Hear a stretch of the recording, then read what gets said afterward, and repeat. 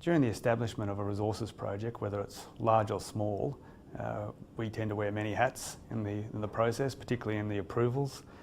You'll come across issues such as landowner negotiations, mining tenement approvals and applications, environmental issues, overlapping tenement issues, and the like. So we get involved on all of those fronts in the approval stage.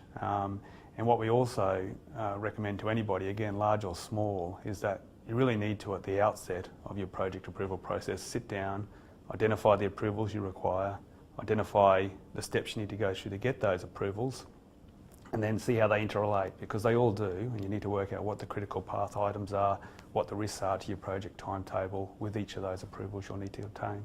When you're entering a project or a new investment for a client in any jurisdiction, it's really important to basically know what you're getting into, and that covers the spectrum of not just the legal and regulatory environment, but also having a think about where you will get your key inputs like land and water and power, and what the cost for those will be, and how you can best access them depending on where you are. The emerging trends for clients looking at investments overseas or in Australia really depends on the form of entry.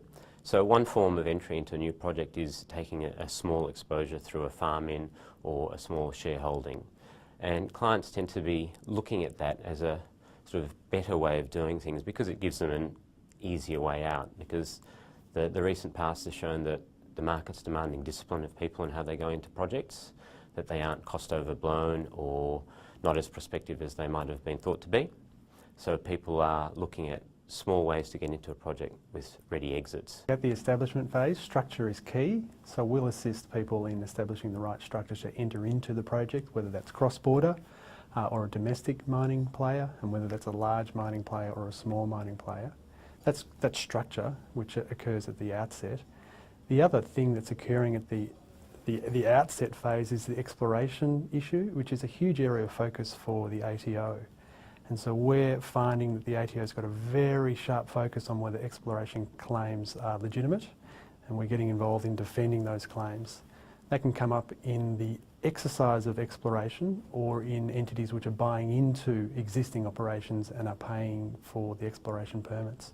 Been a big area of focus and was most recently amended in the federal budget of a few months ago. What we are really seeing now at the exploration, establishment and entry stage of projects is a regulatory expectation that adequate due diligence is undertaken in terms of issues of anti-bribery, sanctions, and also issues of stakeholder impacts like human rights impacts. And what we're seeing as a result is the embedding formally of those issues into due diligence processes. I guess if people are entering a project through a sort of a public offer, I've seen 20 years ago things were driven very much by securing synergies, and I think back to Homestake buying Highlands Gold to get another 25% of Porgera, and then Rio Tinto buying North to avoid having to build a third railway in the Pilbara. So it started off with deals that had sort of clear and obvious synergies and a clear and obvious buyer. From there I think it's moved on into I guess it's more of a sectoral focus, and I think of sort of gold and copper in particular.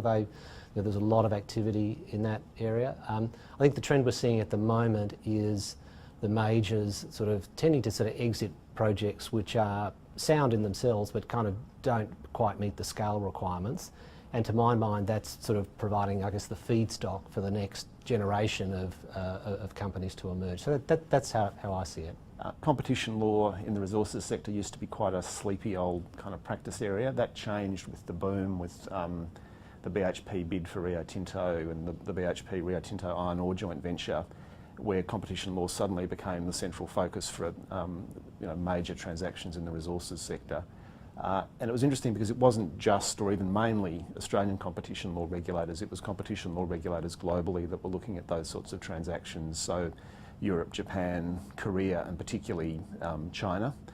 And although we've seen, I think it's going to be a few years till we see another sort of mega merger in the resources sector like the ones I've mentioned, the globalisation of competition law, and in particular the role of the Chinese regulator MOFCOM, is going to be central to any transaction in the resources sector going forward.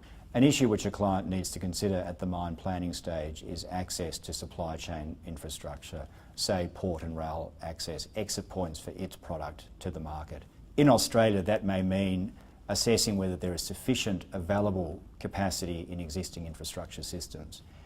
In other parts of the world, developing countries, it may mean actually having to construct the infrastructure from scratch, whether the producer itself or working with other stakeholders to do so.